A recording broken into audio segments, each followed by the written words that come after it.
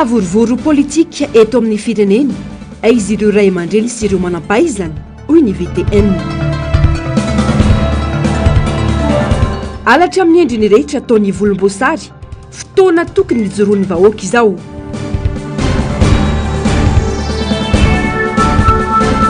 Teti-bola mpanjakana 420 tsy mifandanja amin'ny miditra ny vahoaka.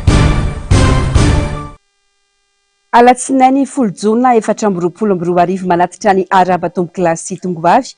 Atonga soa indrainao tanatin'izao fotoana ny fampahalalam-baovao izao ampanajana sy ampitiavana no manasako anao anaraka ny anti-prix-baovao hatramin'ny farany.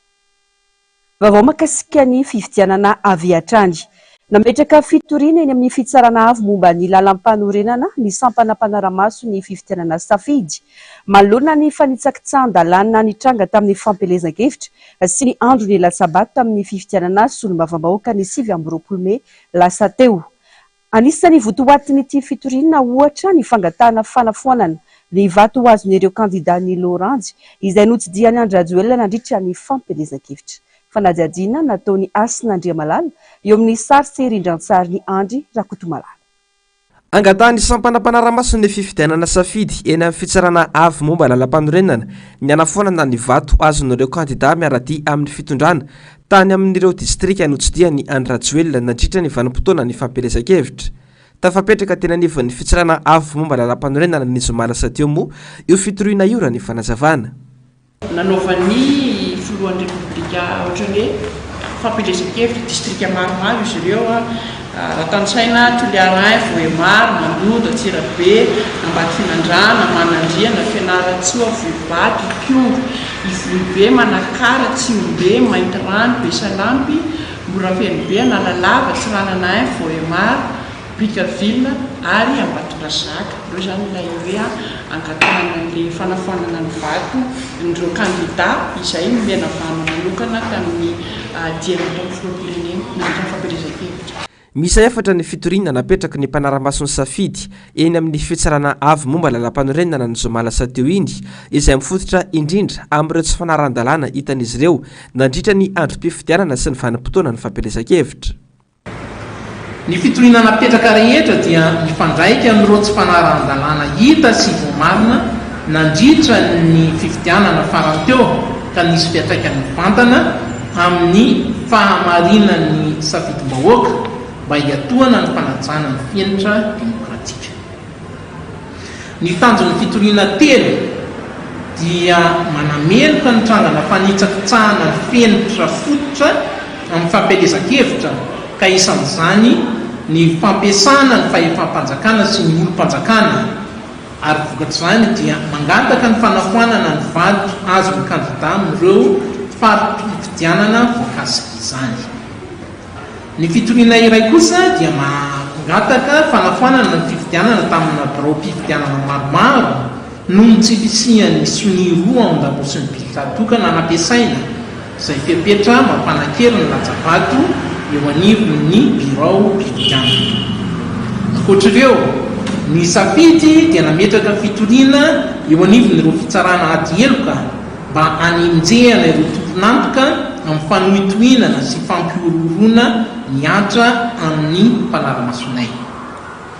Ny safidy dia mametraka ny fitokisany amin'ny fitsarana avy momba ny lalam-panorenana sy ny fitsarana malagasy mba hikirakira sy handray an-tanana ireo fitoriana ireo ao anatin'ny fahamarinana sy tsy fiandanina.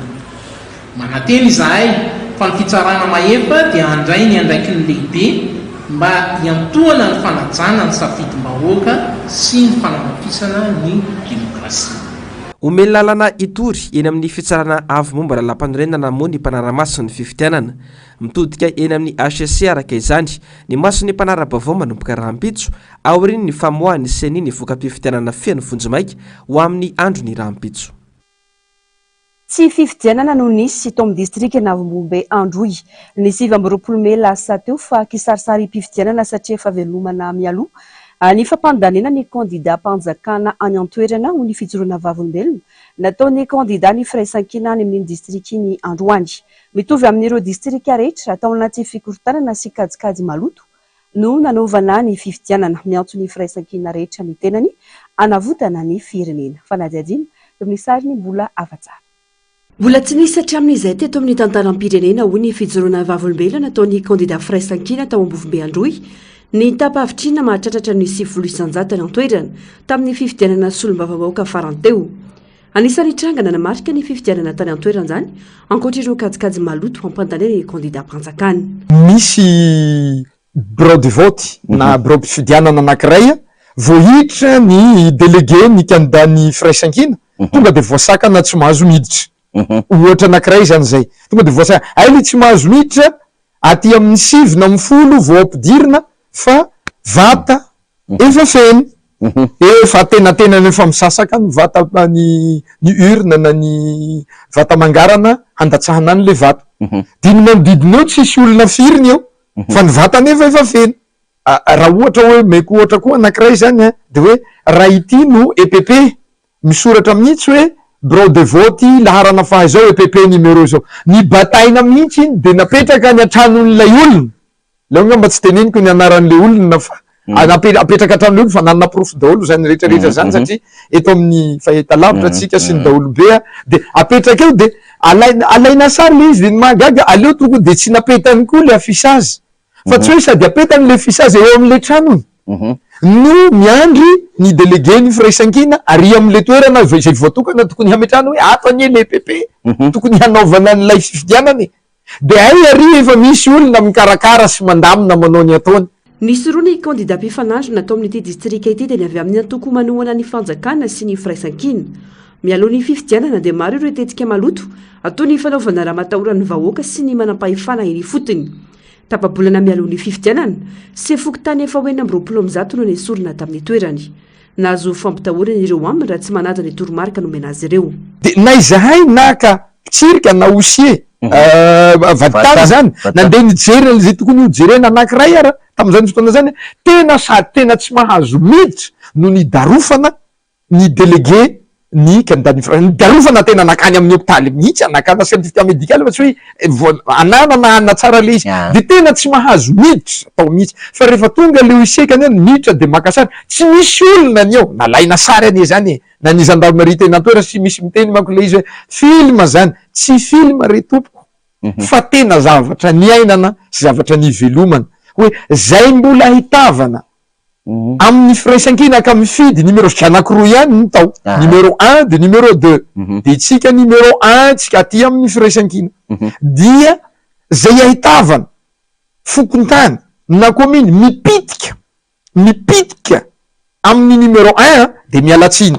No mafisiny fa tsy fifidianana no nisy tany Ambovimbe fa saritsariny fotsiny ihany. Azo atao hoe tsy nisy fifidianana fa fametrahana saritsary-pifidianana no nisy hoe ataovy eto de soniavo de ohatran'izay ny zavatra nisy fa tsy nisy hoe fifidianana de hoe io misy olona malalaka de mitandahatra an'le olona de hoe fraude izay manko natatsika hoe fraude fa ny eto ndray amboletra no azoko ametrahana azy satria nany avy aiza raha le tapa-havitrihana zany avy aiza satria mipetraka le 90% nefa tsy nisy fifidianana vavolombelony zany tonga de le ponina rehetrarehetra any amin'le toerana azo atao manao fanadihadiana azo atao mihitsy manao fana ary zay mihitsy ny tena hetaheta manokana raha ohatra ka mbola misy fanjakana tsy tany misy antsika ty ary zany no fanirina atao fanadihadiana hoe inona marina ny tena zavatra niseho eto ty.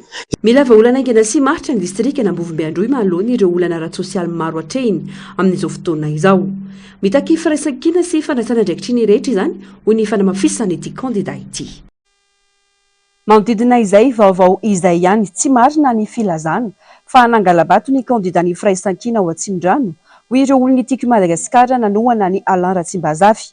Ny foina ampabe maso moa izy ireo androandra ny resaka tamin'ny mpanao gazety ary nilaza fa na tsy ary tena voafitaka ity solombavam-bahoaka tsy lany tamin'ny fifidianana ity ary vonina iara-iasa amin'ny firaisan-kina Atsimondrano. Asinandria Malala, Andry Rakotomalala. Niarany vory tamin'ny kandida ny volomboasary sy mpandraraha iray lehibe eto Madagasikara i Alain Ratsimbazafy mialohany nanaovany iny fanambarana farendrikendriana ny kandida ny firaisan-kina ao Atsimondrano iny hoy ireo mpanohana teo aloha any Alain Ratsimbazafy. Le fanambarana nataony mazava be tsy ny kandida mpanjakana hozy izy no nangala-bato fa ny kandida ny firaisan-kina de mbola misy ihany koa zany rehefa regroupement nataonay kandida maromaro vitsivitsy niara-nivory taminy alohan'ny nanaovana le fanambarana sy mpandraraha lehibe eto a Madagasikara dia zay natana hoe miaraka amin'ny fitondram-panjakana izy a dia nanao an'izao fanambarana zao satria zay sady malahelo mahatsiaro voafitaka. Malona izany dia mahatsiaro tena ho voafitaka ity kandida nitodiana Tsimondrano lamosina ity izy ireo. Tsy mitombona hoy izy ireo ny filazana fa nangala-bato ny kandida ny firaisan-kina tao Tsimondrano. Ny fona ampabiamasy moa ireto solitena ny tima Tsimondrano nanohana any Alaira Tsimbazava ireto. Rehefa nisy nefa ny fanambarana nataony tamin'ny fahitalavitra maromaro vitsivitsy sy ny gazety an-tsoratra dia somary ohatrany hoe toy ny latsambara tsy izay mianakavy izay solitena eto mareko fa solitena fanarivorivony zahay fa reo ny tratrantso dia somary tohina fona mampananay ary malahelo zay ary tena malahelo satria mivily lalakafy izy ary mahatsiaro voafitaka zay satria fanambarana nataony dia fanambarana ohatrany hoe miaraka amin'ny fitondram-panjakana zay toherinay hatramin'ny farany amahatimmanay ao anatiny hoe zanaky dada eto Tsimondrano dia mahatsiaro voafitaka zay tompoko eto zay zany dia miarahaba ny kandida natolotsy ny firaisan-kina dia ny député Voanga nahazo nyfandresena zay tsorinay fa malalaka ary mazava tsy nisy alabato na hoe mikimaky na anomalia tao anatin'ny fandatsam-bato ka io indrindra ny tena mampalahelo anay satria tsy nampoizinay hoe ny député narotsaka ny firaisan-kina ndray no endrikindriana nangala-bato nefa tsy ao anatin'ny fitondram-panjakana dia eto zay miarahaba ary mifona ampahabe-maso ho an'ny tompona ndraiky sy ny firaisan-kina indrindrandrindra ny atoko tima Tsimondrano fa hiverina ambala zay mianakavy reto marina sa tsy marina.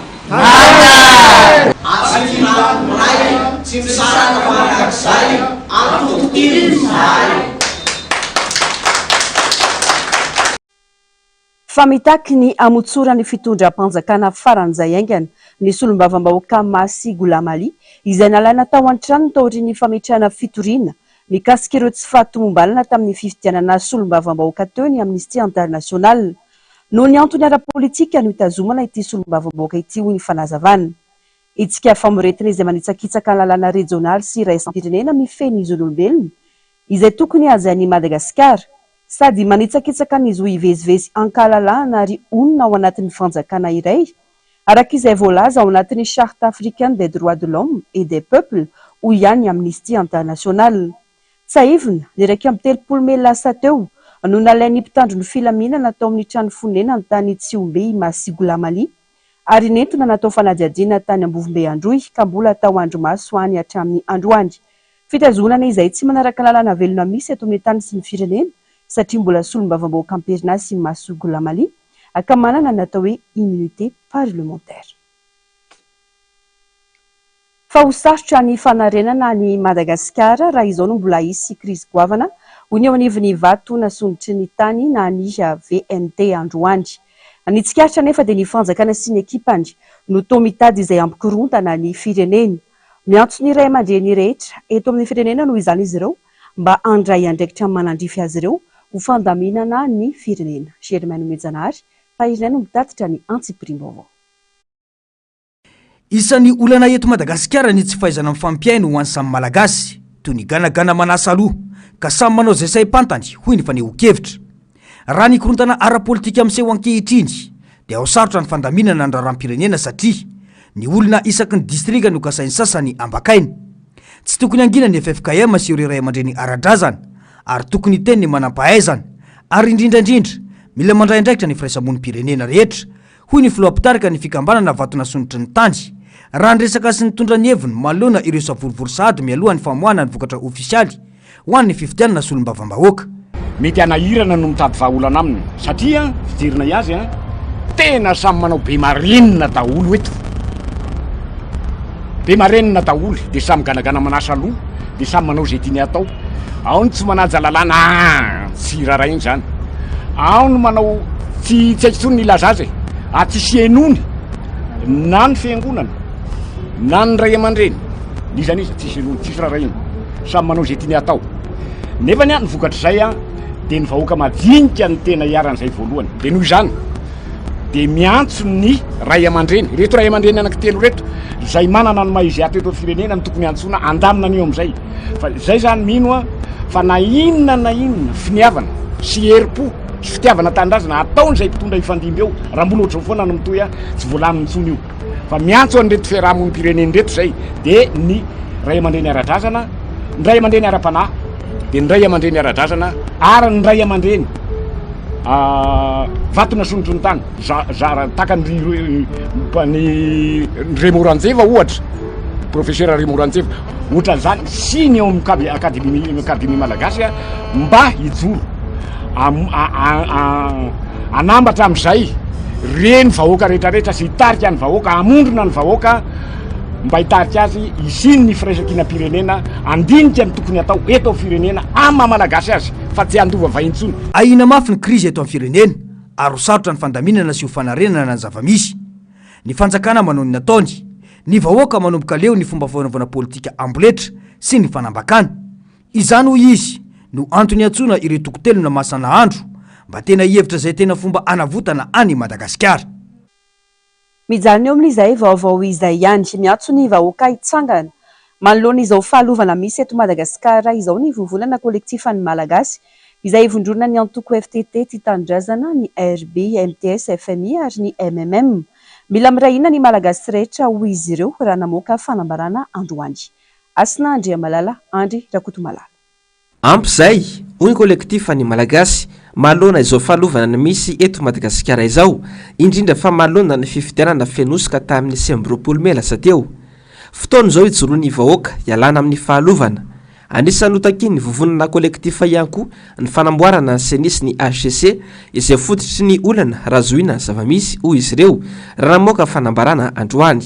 Manao antsoavy izahay ho an'ny vahoaka malagasy rehetra manerana ny nosy. Voaporofo zao fa marina sy rariny ny antony ijoroan'ny mpanohitra tamin'ireny fifidianana filoham-pirenena tamin'ny taondasa ireny. Mila mirahina ny malagasy tsy anakitsony ny alatra amin'ny endrin-drehetra, na alatra bolam-panjakana, na alatra harem-pirenena, na alabato amin'ny fifidianana. Tsy azo ekena ny fifidianana fenosoka, alabato ary fifidianana safidim-bahoaka ho fototry ametrahana ny antsom-panjakana amolavola sy andany lalàna hitondrana ny tany sy ny firenena. Tsy ny adihevitra mikasika ireo voalaza fa lany na ireo hoe tsy lany ho tanjony fa ny aro ny fahamarinana amin'ny fanaovana ny fifidianana sy ny fitantanana ny firenena. Satria na inona voaka-pifidianana dia efa fifidianana feno fantokan-dalàna sy alabato inona tao iny. Koa esory ny tahotra aza matahotra ilaza ny tsy manjary. Mijoro izahay manampy ny vahoaka malagasy teny sy ilaza ny tsy mety, mila miteny isika. Takinay ny fanavaozana tanteraka ny sene sy ny HCC ho fanatsarana ny fitantanana raha-pirenena sy ampanjakana ny tany tandalany. Mila iarahany rehetra ifandrembonana sy ifampianoana zany mba hatongavana amin'ny fahamarina toerany rafi-pitondrana izay mitondra ny tany sy ny firenena isiny ny filaminana sy ny fitonina. Nanotrona ity fanambarany vovonana kolektifa sy ireo kandida sy miankana sasatsasany ity androany moa ireo filohana antoko mandrafitra ity vovonana ity. Panenina Novambra ho avy izao no natanterahana ny fifidianana izay ho ben'ny tanàna. Misy zavatra tokony harena nefa eto amin'ny firenena mialoha ny hirosona amin'ny fifidianana io raha ny fanehoan-kevitry ny ben'ny tanàna Amperinasa amin'ny komina Ampitatafika mahakasika ny datim-pifidianana ben'ny tanàna navoaka ny Seny Omaly. Germaine Menjanary, Taizina. Araka ny tety andro navoaka ny Senisy dia ataony 9 Novambra ny fifidianana ben'ny tanàna. Ny valoka hatramin'ny 12 Jolay io no fe-potoana ametrahan'ireo kandida ny taratasy firotsahako fidiny ary ny 12 Oktobra ka hatramin'ny 5 Novambra kosa no fampelezan-kevitra ho amin'izany fifidianana izany. Tsy olana ny firosona amin'ny fifidianana io hoy ny ben'ny tanàna Amperinasa etsy amin'ny komina Ampitatafika.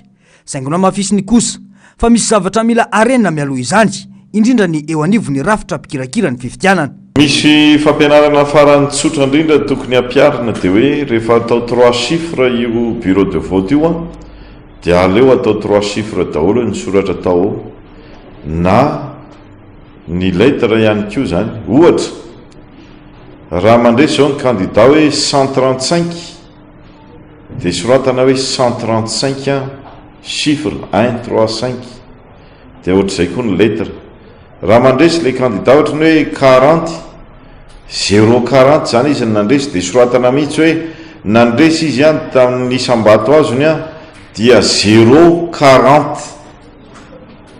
fa tsy tingitinginina indray ny etseloha etsy dia io dia lasa tsy mikolona ntsony le chiffre dia lasa imezan'ny olona fotsiny hoe tety aminay zao dia nisy 78 maromaro koa nisy an'izany bureau de vote anankiray dia hitovy 78 fa dia fanaingitaingina eo fa tsy fantatra na hoitina azy na sety dia nitaingenana le izy na aorina aloha zay nilana an'le izy hoe mora kely eny manao an'le izy rehefa manana fahadiovam-po 3 chiffre ny lalaovina satria ny bureau de vote 700 eo dia tokony 3 chiffre foana zany na ny lettre ary dia amin'izay mazava-be fa tsisy afaka mitaingitaingan'izany hoe asiana kely 2 etselohany ohatrany hoe nandresy zao le candidat ohatra anankiray zao ny candidat nandeha indépendant eo tety aminay tety na resy bureau de vote anankiray izy numéro 7 dia 7 koa no azony dia tokony asiana hoe 007 zany le izy amin'izay zany tsy hovaina ntsony le izy fa tsy hoe tinginina lasa 107 indray le izy tsy mety zany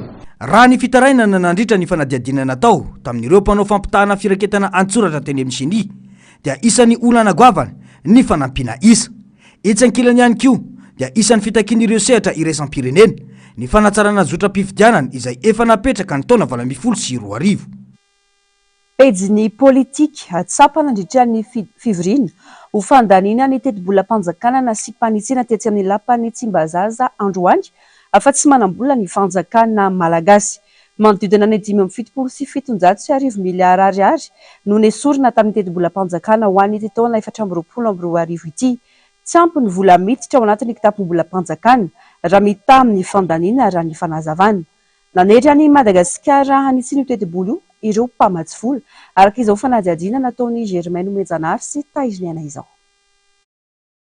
fanjakana kofona arabola tanteraka no misy eto ankehitriny raha nitatitra nataon'ireo solombavam-bahoaka tetsy amin'ny anteny mera-pirenena androany tsy tratra ny vina izay no feore teto amin'ny lapany Tsimbazaza betsaka ny vola mivoaka ho an'i Madagasikara kanefa ny miditra tsy ampy raha ny fantatra dia 10 faingo 200 no vola miditra 40 faingo 300 ny vola mivoaka ankoatr'io anefa dia banga hatrany amin'ny 570 miliara ariary ny vola miditra amin'ny alalan'ny etra sy ny aba fanapahan-kevitra nataon'ny fanjakana ny tsy andraisana mpiasa-panjakana amin'ity taona ity ho famerana ny fandaniana notsindrina kosa nefa fa ny fampidirana olona iny anivony tafika ihany no raisiny na dia eo aza ny olana arabola dia fantatra fa nampitomboina hatrany amin'ny 570 miliara ariary no vola omena ho an'ny sehatry ny angovo ary isan'izany ny jirama ahitana fihenana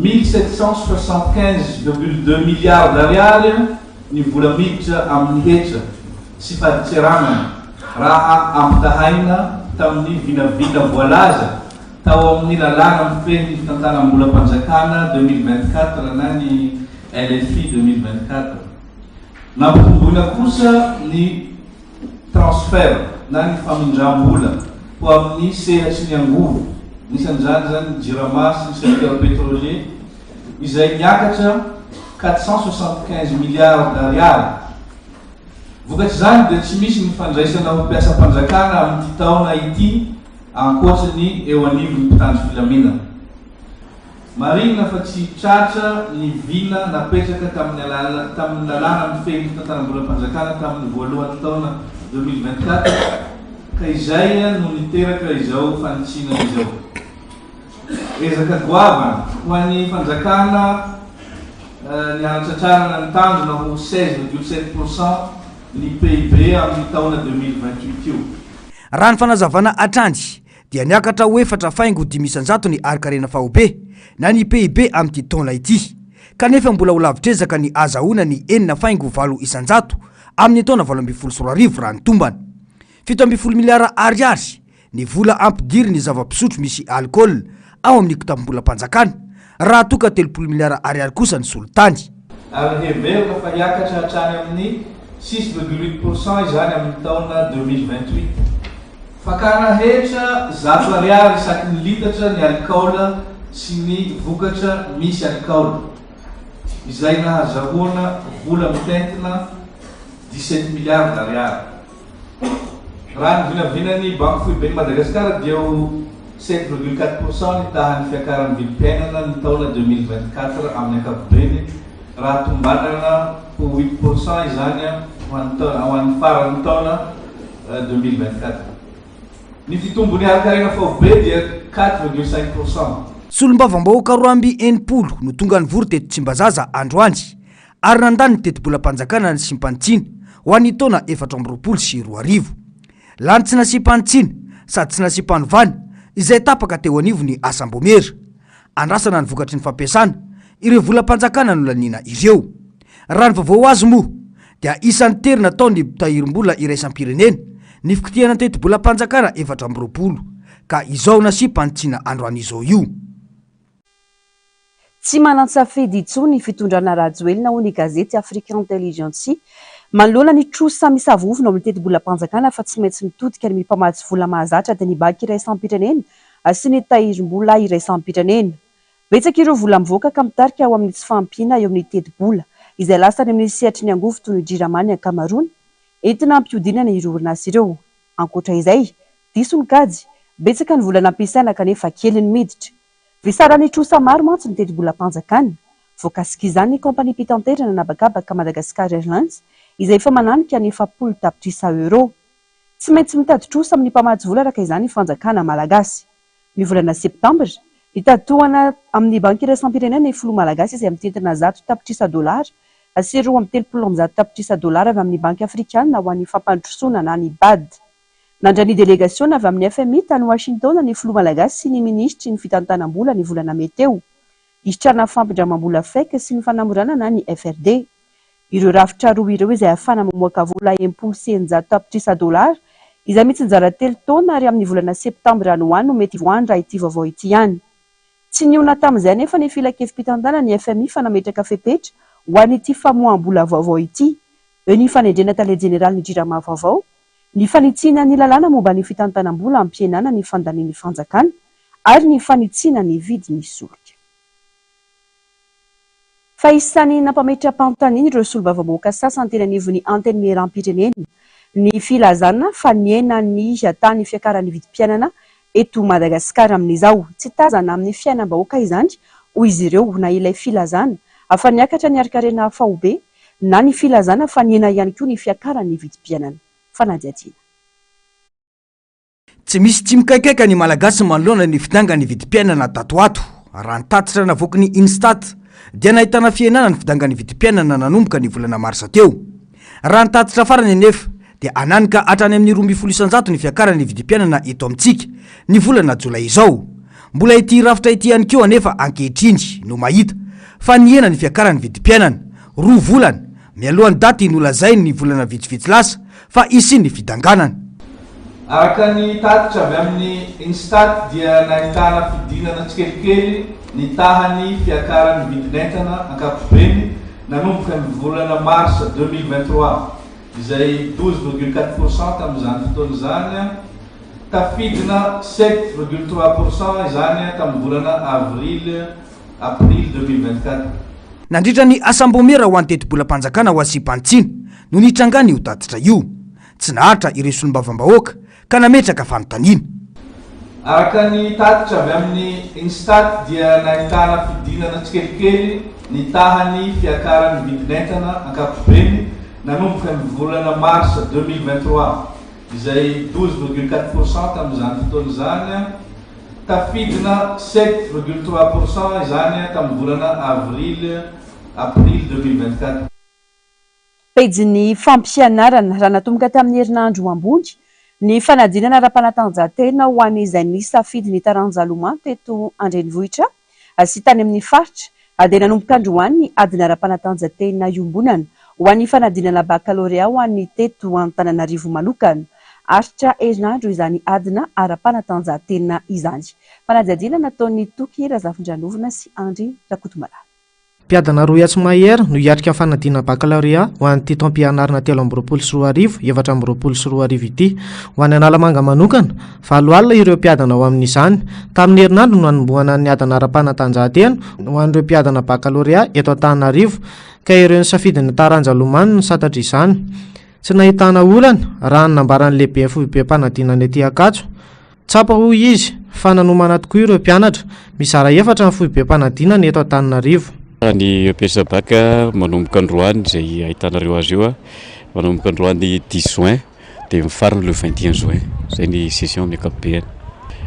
Ny olana tsy dia misy loatra ny olana fa fotsiny hoe eo amin'le ahoana hoe zany ny fizerenan'ny olona zany no somary manahirana kely amin'le hoe terrain tsy mihidy dia somary malaladalaka ihany fa na izany zany efa morana aminy ihany ny olona amin'ny ankapobeny tena manana olana dia hoe ny sanatriny zany ny ankizy efa manana retina mitaiza fa raha ohatra ny ankizy zalahy mahampy tara-dalàna tsy dia nisy olana amin'ny ankapobeny raha tsy hoe tena hoe tsy vonona angambana izy zay sisa no hoe azo lazainy olana amin'ny ankapobeny fa raha ny zavatra hita zany vonona ny ankizy ny andro raha teo koa zany mba tsara mangatsiatsika dia tena mety tsara amin'ny herin'ny ankizy herisika ny ankizy le izy raha performance aloha ny anontania zany hita hoe fa mba tsaratsara ihany satria zany ny tapamaraina zany zao vitsivitsy any ny ankizy hoe nanana problème satria iny raha fahitana zany zao efa mba ampy ny fotoanan'ny ankizy tamin'ny fanomanany EPS zany hoe efa feno tanteraka zany ny fotoana nanaovany entraînement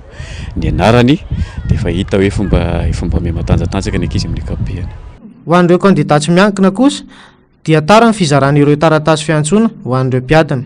Raha ny eto Antananarivo moa zany zao misy centre ao amin'ny LTC dia misy centre ao amin'ny eny Alarobia dia centre ety eny Itosy dia centre eto akato izay misy anay eto dia nisy ihany koa ireo candidat indrindra fa ny candidat libre somary tarataraka vocation dia efa ahitana sahady zany ianareo andray ny convocation nareo tsirairay avy ny chef de centre tsirairay zany zao dia efa samy mitondra ny convocation any amin'ny centre misy azy ohatra zany zao ny centre lycée Jules Ferry dia efa ety akatso ny angalana ny convocation nareo ny centre Zizira Bervelo alainareo any Alarobia ny centre lycée Nansana alaina eny amin'ny Saint-Michel dia ny centre LTC alaina eny Peflo ao amin'ny ANS Peflo ary ny centre Andranona ohatra dia alaina amin'ny Saint-Michel Itosy dia ny chef de centre ihany no angalana ny convocation dia efa nahitana antsika tsirairay avy. Aritra roa tokom-bolana ny adana ara-panatanjahantena raha ho an'ny eto Antananarivo manokana. Eo amin'ny vaovaon'ny fanatanjahantena izay no tanterahina omaly ny lalao famaranana ady baolina kitra ho an'ireo tanora ao amin'ny boriboritany fahenina. Lalao no karakaran'ny kandidat Todosoa Andriamampandry izay nilaza fa fitohizan'ny asa sosialy efa fanaony izao. Omby matavy sy ondry no natolotra ireo izay nivoaka ho mpandresy tamin'ity lalao ity. Germaine Menjanary tahiny. Tsy asa antselika na fisehosehoana fotsiny ny fihetsiketsehana fanampiana sosialy fa asa andavanandro hoy député Todosoa Andriamampandry. Omaly dia nisy ny hetsika ara-panatanjahantena natao teto amin'ny kianja Todosoa Anosy Zaivola. Omby matavy iray sy ondry miisa 5 no natolotra ho an'ireo tanora izay nivoaka ho mpandresy nandritra ny lalao famaranana.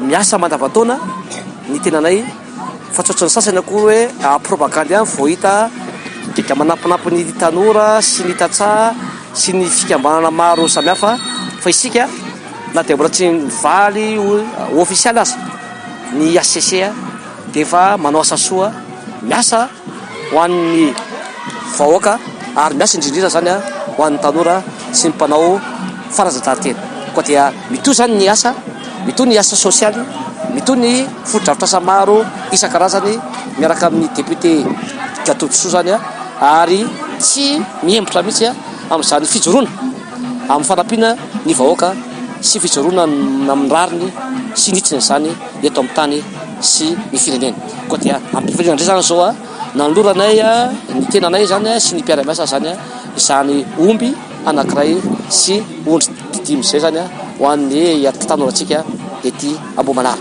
Vao vita mihitsy zany izy ity dia efa tonga dia manomboka sady indray zany ny fisotananarana zany ho an'ny mpanao fanatanjahantena rehetra io na foot io na rugby io na basket io na inona io ary fantatsika amin'izay zany fa 20 volana jona koa zany dia efa manomboka indray zany ny didipotra fao be efa manjatona zao no sorotanarana ary manentana antsika zany fa herinandro sisa ny faran'ny fisotananarana amin'izay dia fantatsika fa mamay-ponina daholo zay ho an'ny vahoaka any Ambohimanarina ary ny malabary ihany koa dia mamay-pona ny kilalao mamay-pona misy ihany koa moa ho an'ny olon-dehibe zay kolotsaina mahafatsika mbo manarina ety ateroka raha misy koa moa ny atsaraina dia misy dokotera avanana amin'izanytsika da manatsara sara. Isokatra tsy ela ihany koa ny fisoratana anarana ho an'ireo lalao fanitsanana manaraka izany dia ho fanohizana hatrany ny ezaka ho fanabeazana ireo tanora etsy Ambohimanaraka. Vaovao ny fahasalamana ampitombo ny fifantohana amin'ny filana tolotra ara-pahasalamana indrindra mahana ny olana lehibe eo amin'ny fahasalaman'ny saina eto Madagasikara. Ny sampandrara Amerikana misana ny fampandrosoana ny iraisam-pirenena ny USAID sy ny vondrona iraisam-pirenena momba ny fahasalamana na ny OMS eto Madagasikara. Ny atrikasa momba ny fahasalaman-tsaina natao tamin'ny herinandro lasa izay ahitana mpandray anjara 70 mahery dia dingana voalohany amin'ireo hetsika maromaro nomanina ho an'ny rotoana ho avy izay manamarika ity fiara-miasa vaovao ity. Mikendry ny ampiroborobo ny fahatakarany tontolon'ny fahasalamana ratsana eto Madagasikara. Amantaran'ireo fanamby lehibe ary amolavolana paikady sy hetsika ahetsika alaram-pameana ireo mpandray anjara izay nitondra ny heviny amin'ny fanavaozana ny paikady nasionaly momba ny fahasalaman-tsaina ihany koa. Namolavola ny paikady momba ny fahasalaman-tsaina voalohany USAID ary nanendry mpandrindra iraisam-pirenena ho an'ny fahasalaman-tsaina Dr Jérôme Gallet izay nivahiny teto Madagasikara nandritra ity hetsika ity. Teny ilaina amin'ny sehatra rehetra amin'ny fampandrosoana sy ny fanampiana maolona ny fahasalaman-tsaina sy ny fanohanana ara-tsaina hoy ny Dr Gallet. Farany amin'ny maresaka avy any ivelany nandray fanapahakevitra andravany antenimieram-pirenena ny filoha frantsay Emmanuel Macron manoloana ny faresen'ny maro anisa manohana ny fitondrana ny 30 jona sy 7 jolay ho avy izao no anaovana ny fifidianana solombavambahoaka vaovao any Frantsa saingy maneho sahady ny tsy fankasitrahan'ny Frantsay ny politika ampitantanan'ny fitondrana Macron izao ary manomevana ny hery-ankavanana izay mikatsaka kokoa ny tombontsoa ho an'ny Frantsay. Fanadihadiana. Taorin'ny famoahana ny voka-pifidianana izay ho solombavambahoaka Eoropeanina izay nanapa-kevitra ny filoha Frantsay Emmanuel Macron andravany antenimieram-pirenena. Resy ny maro anisa manohana ny fitondrana tamin'ny salanisa 5 faingo isan-jato teo anatrehan'ny fandresen'ny hery-ankavanana izay nahazony salanisa 1 faingo 5 isan-jato. Ho tanterahina amin'ny 17 volana Jiona sy 7 volana Jolay ho avy izao ny fifidianana solombavambahoaka ny Frantsa kanefa azo dika sahady ho endriky ny tsy fankasitrahan'ny Frantsay ny politika ampitantanan'ny fitondrana Macron izao ary fitodiana amin'ny hery-ankavanana izay mametraka ambony kokoa ny tombontsoa ho an'ny Frantsay. Tapitra ny fampahalalam-baovao tombo-kilasy sy tongovavy mankasitraka anao nanaraka izany hatramin'ny farany oraina oriny izao fampahalalam-baovao izao ny Global News. Ny fandarana harovako ny safidyko aorin'izay kosa nirona tsara indray misy eo mitondra ny lohateny hoe Baby Driver ny sampana fampahalalam-baovao tombo-kilasy sy tongovavy mametraka ny veloma mandrapitafa ho amin'ny rampitso amin'ny ora mahazatra. Veloma tompo.